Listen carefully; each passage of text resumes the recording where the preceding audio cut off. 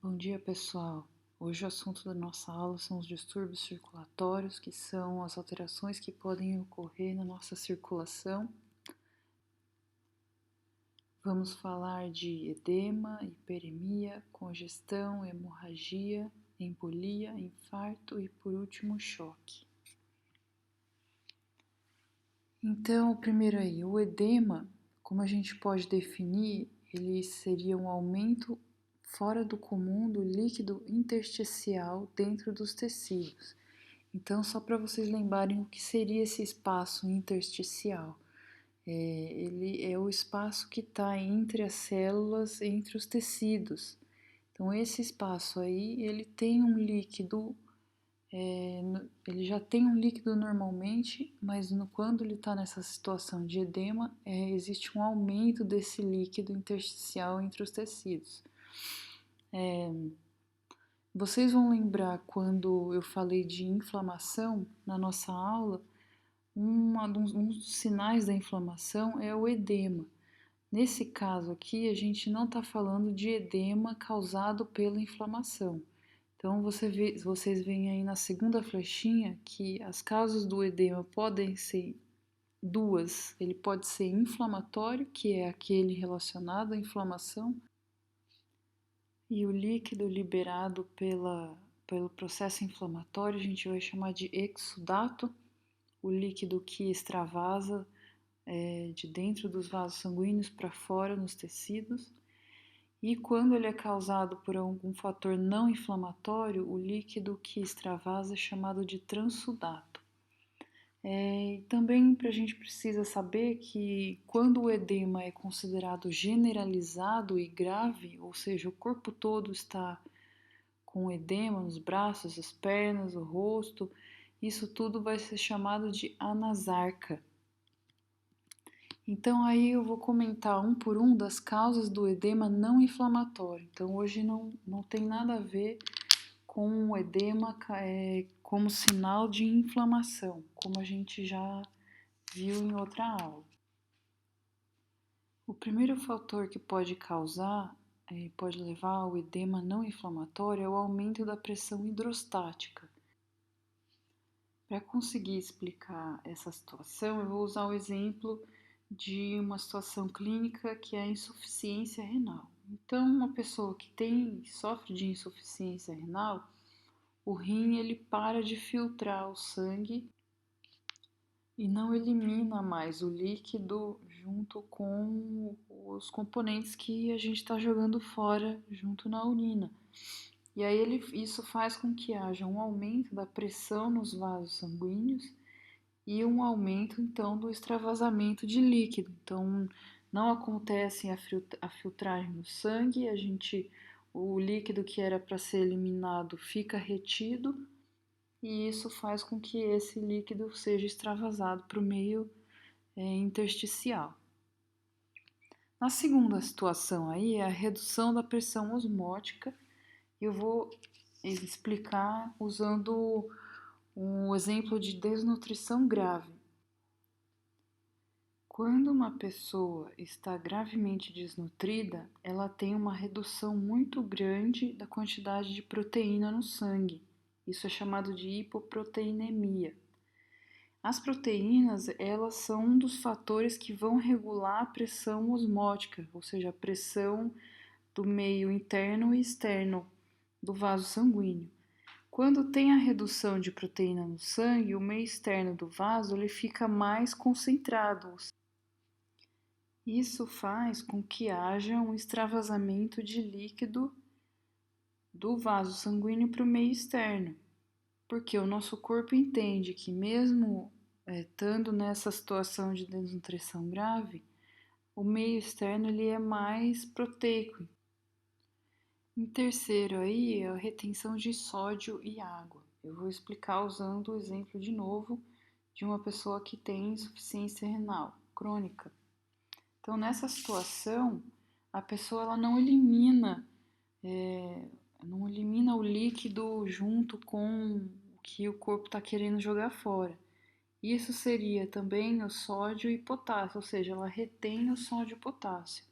Vocês vão lembrar aí, vocês vão já escutar isso em várias aulas sobre a bomba sódio-potássio, que existe um equilíbrio da quantidade de sódio e potássio dentro do vaso sanguíneo e para fora do vaso sanguíneo.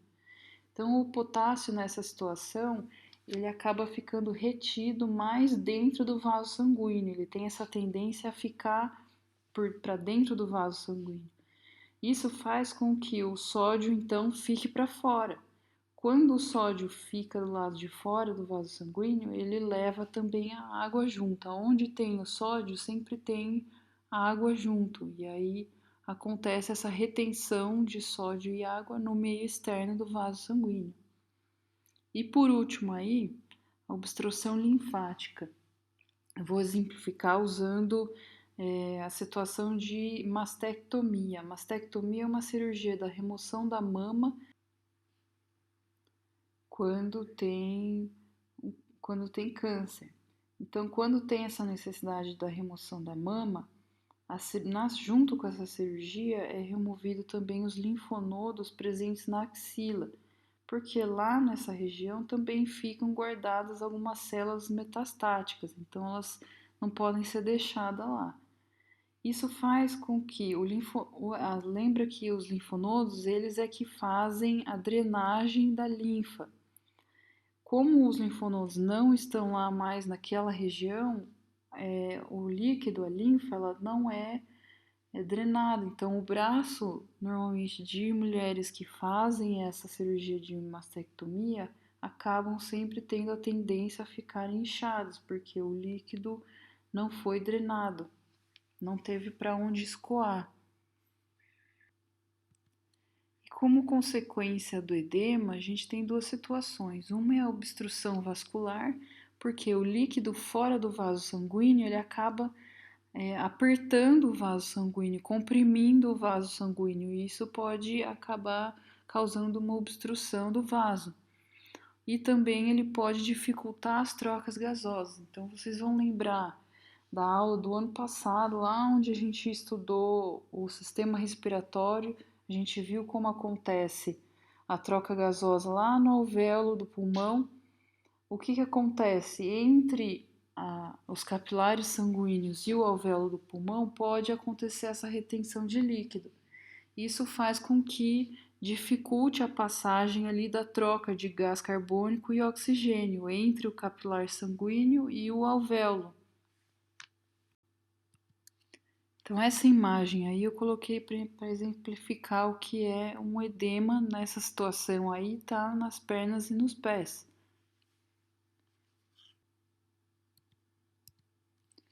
Seguindo aí, a gente vai falar agora sobre hiperemia e congestão. Eles são situações opostas. A hiperemia é o aumento da quantidade de sangue no interior dos vasos sanguíneos de um órgão ou de um tecido. Já a congestão é a diminuição do fluxo sanguíneo. A hiperemia é considerada um processo ativo que vai resultar da dilatação arteriolar. O que isso é? Por exemplo, num músculo esquelético durante o exercício físico de alta performance ou então nos locais de inflamação. Então, o tecido ele vai se tornar bastante vermelho devido ao congestionamento dos vasos com muito sangue oxigenado. E na congestão é considerado um processo passivo, resultando da redução do fluxo sanguíneo. Isso pode ser sistêmico, como uma insuficiência cardíaca, ou local, como uma obstrução venosa. Então, o tecido ele vai apresentar uma cor que varia do vermelho escuro ao azul, que a gente conhece como o tecido cianótico. E ele vai ser devido à estase dos glóbulos vermelhos e o acúmulo da hemoglobina desoxigenada. Então vejam aí um exemplo do que é hiperemia, quando existe um aumento do fluxo sanguíneo. E nessa imagem seguinte, aí no pé esquerdo, há um exemplo de o que é um tecido cianótico, que ele começa a ficar arroxeado. os dois pés aí tá um do lado do outro para vocês verem a diferença do que é uma coloração normal do pé direito e do pé esquerdo com essa característica cianótica. Bom, seguindo aí, vamos falar sobre hemorragia. Ela vai ser a saída do sangue dos vasos sanguíneos para o espaço extravascular. E aí ela pode ser classificada em algumas formas aí para a gente ter como uma forma de organizar e definir algumas situações clínicas. Então a primeira aí é quando a hemorragia é bem pequena, externa ou dentro do tecido e a gente chama de hematoma. A segunda são hemorragias minúsculas, ou seja, de 1 a 2 milímetros na pele ou na mucosa, vão ser chamadas de petequias. Terceiras, hemorragias que são levemente maiores que 3 milímetros, ou seja, elas são petequias que acabaram ficando maiores, são chamadas de púrpuras. Em quarto aí, hematomas subcutâneos maiores, que são a equimoses, ou seja, é um hematoma grande.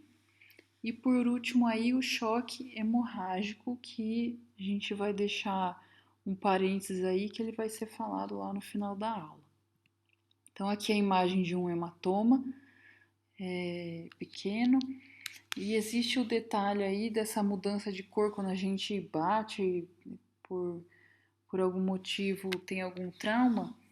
A gente percebe que primeiro a cor desse hematoma ele fica mais arroxeado por causa da hemoglobina, depois ele começa a ficar esverdeado por conta da biliverdina, depois aparece a bilirrubina e depois a hemosiderina que faz com que o hematoma fique amarelado.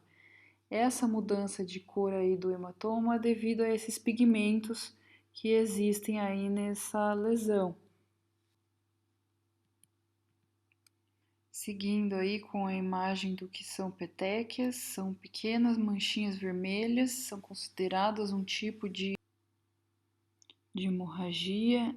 Essa situação aí é bastante comum para paciente que tem dengue, quando o paciente está com sinais de prostrado, febril, e aí acaba aparecendo as petequias na pele, desconfia-se que pode ser dengue.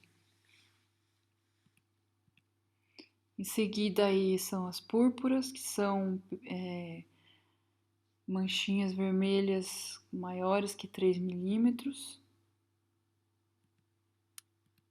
E por último aí a equimose, que são hematomas grandes.